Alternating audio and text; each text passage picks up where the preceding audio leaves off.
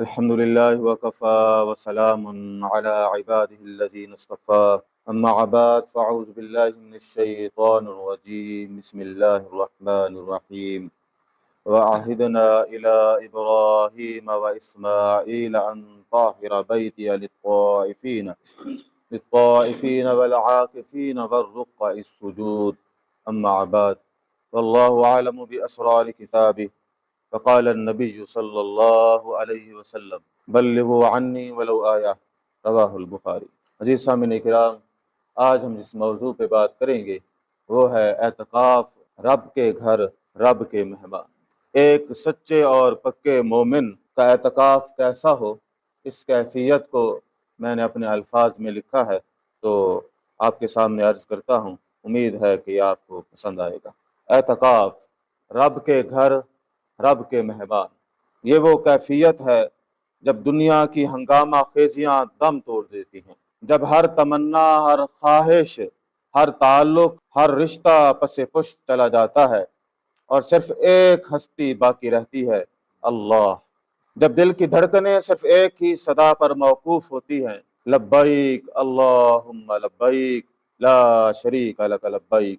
جناب سیدنا ابراہیم اور جناب سیدنا اسماعیل علیہم السلام، جو اللہ جل شانہ کے جلیل القدر پیغمبر ہیں، ان کو حکم ملا کہ ان طہر بیتی للطائفین والعاکفین والرکع السجود۔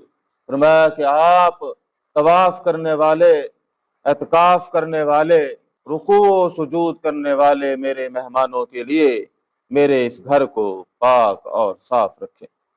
یہ کوئی عام قیام نہیں، یہ ایک مومن کی آخری پناہ ہے۔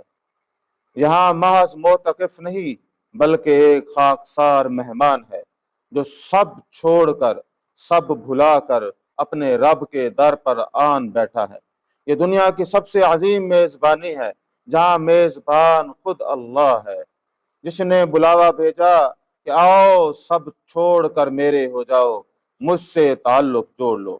اور مہمان وہ بندہ ہے جو ٹوٹ چکا ہے، جو بکھر چکا ہے، جو سسک رہا ہے، جو اپنے گناہوں کے بوجھ تلے دب چکا ہے، مگر پھر بھی امید کی روشنی تھامے پہنچا ہے۔ یہ وہی ہے جو سب کچھ پیچھے چھوڑ آیا ہے، جو اپنی چاہتوں کو قربان کر کے آیا ہے، جو اپنے میزبان حقیقی کے در پر بیٹھا ہے۔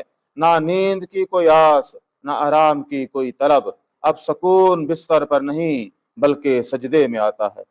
اب بھوک دسترخوان پر نہیں بلکہ اللہ کی محبت میں مٹ جاتی ہے۔ اب راحت نرمی میں نہیں بلکہ مسجد کے سخت فرش پر آنکھوں سے بہنے والے آنسوؤں میں ہے۔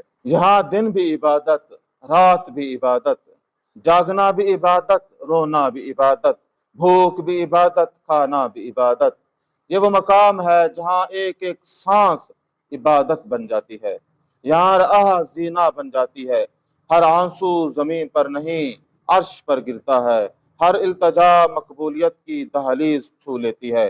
قرآن میں آتا ہے ان اللہ مع الصابرین، یقیناً اللہ تعالیٰ صبر کرنے والوں کے ساتھ ہے۔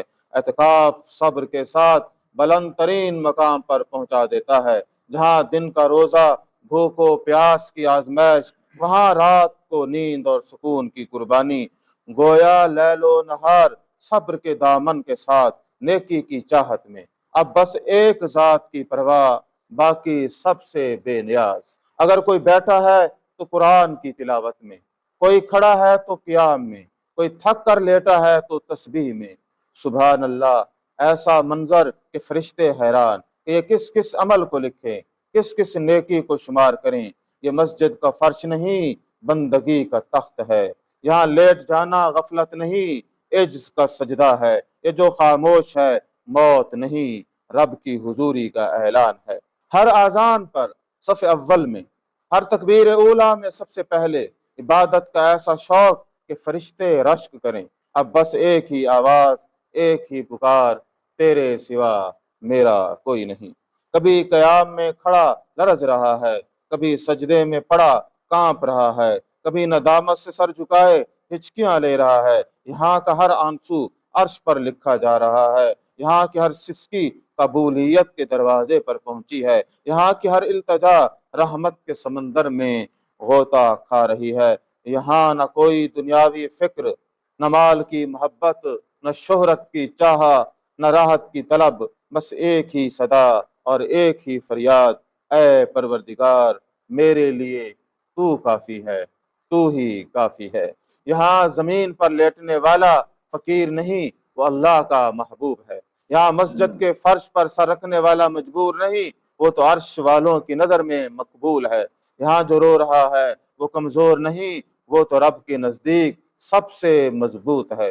اعتکاف کی راتیں کوئی عام راتیں نہیں، یہ وہ راتیں ہیں جب فرشتے زمین پر اترتے ہیں، جب عرش سے ندا آتی ہے کوئی مانگنے والا، میں عطا کرنے کو تیار ہوں۔ فرشتوں کی صدا پر لبیک کہتے ہوئے معتکف رات کے آخری پہر کھڑا ہے، جب دنیا نیند میں مدہوش ہے۔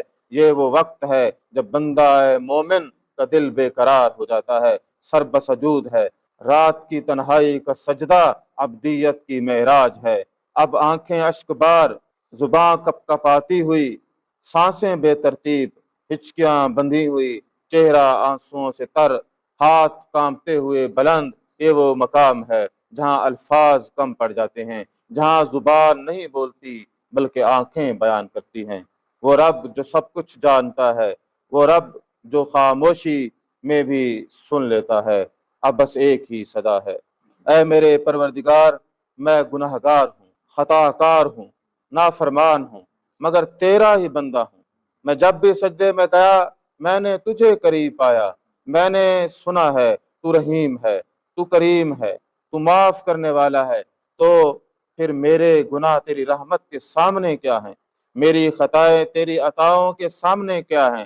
یا الہی مجھے معاف فرما دے، میری جھولی بھر دے، مجھے اپنا بنا لے۔ کبھی دل تڑپتا ہے تو یوں لگتا ہے جیسے کہہ رہا ہو، اگر تو نے بھی ٹھکرا دیا تو میں کہاں جاؤں گا۔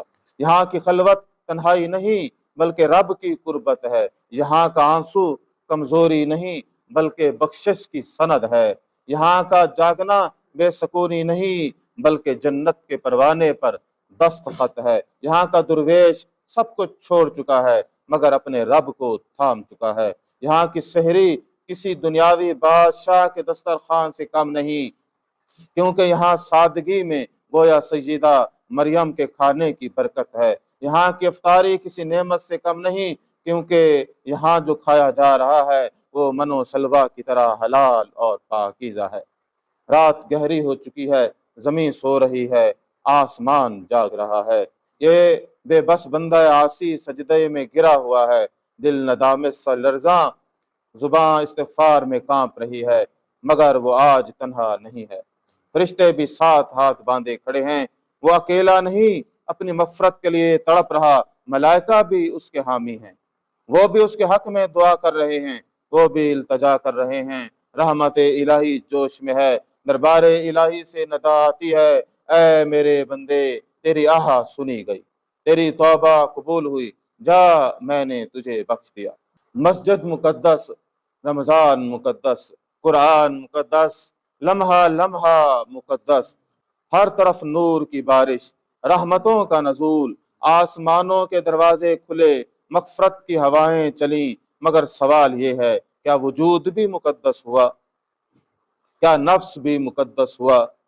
ایک بندہ اعتکاف میں بیٹھا ہے، دنیا سے کٹ کر، اپنے رب سے جڑ کر، اپنے وجود کو پاکیزگی میں ڈھال رہا ہے۔ وہ مقدس لمحوں میں، مقدس جگہ پر، مقدس کتاب کے زیر سایہ اپنی روح کو تقدس کے سانچے میں ڈھال رہا ہے۔ یہ راتیں گزر جائیں گی، رمضان رخصت ہو جائے گا، مسجدیں دیکھتی رہ جائیں گی، قرآن گواہ بن جائے گا، مگر فیصلہ یہ ہونا ہے کیا وہ بندہ مقدس بن چکا؟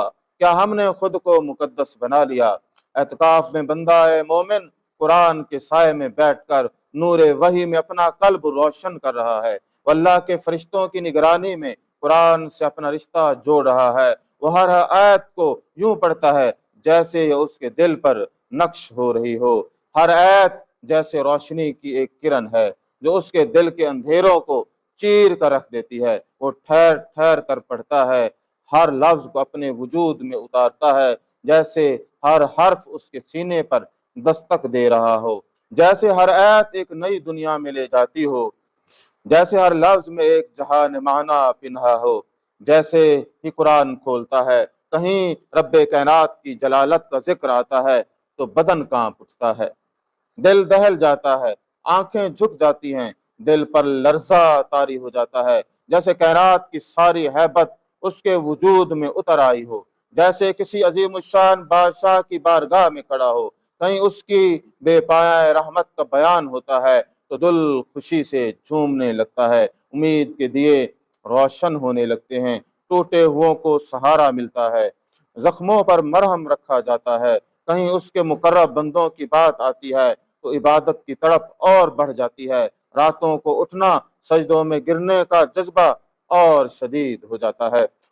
جب قرآن جنت کی بہاریں دکھاتا ہے جہاں نہ غم ہے، نہ تھکن ہے، نہ رنج ہے، نہ ملال، تو زبان شکر کے ترانے گانے لگتی ہے، آنکھوں میں خوشی کے آنسو تیرنے لگتے ہیں، دل فرط شوق میں تڑپ اٹھتا ہے، زبان بے اختیار شکر کے ترانے گنگنانے لگتی ہے، اور جب جہنم کی ہولناک سزائیں سنائی جاتی ہیں تو دل حلق میں آ جاتا ہے، ہاتھ لرزنے لگتے ہیں، سانسیں رکنے لگتی ہیں، روح کانپ اٹھتی ہے، گناہوں کا بوجھ سینے میں چبھنے لگتا ہے، آنکھیں ندامت سے برس پڑتی ہیں اور زبان بے اختیار استغفار کے کلمات دہرانے لگتی ہے، اور دل پکار اٹھتا ہے، اے پروردگار میں تیری پناہ چاہتا ہوں، تیرا رحم چاہتا ہوں۔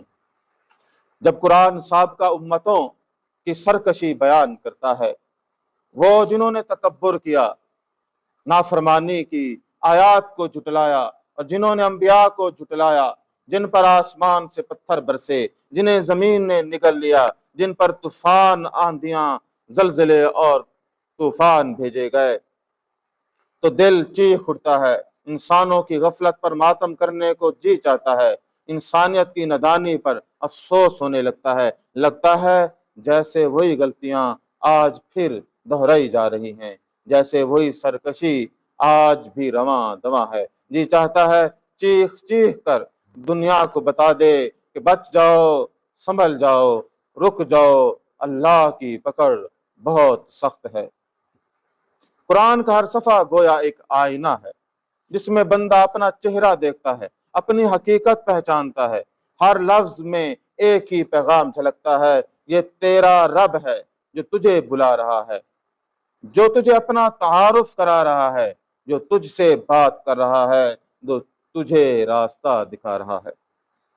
اے قرآن، تو نے میرے دل کو جھنجھوڑ کر رکھ دیا، تو نے میرے دل کی دنیا بدل دی، تو نے میرا ہاتھ تھام لیا، تو نے مجھے میرے رب سے ملوا دیا، تو نے مجھے راہ دکھائی، تو نے مجھے بتا دیا میں کون ہوں، کہاں جا رہا ہوں اور میرا انجام کیا ہوگا۔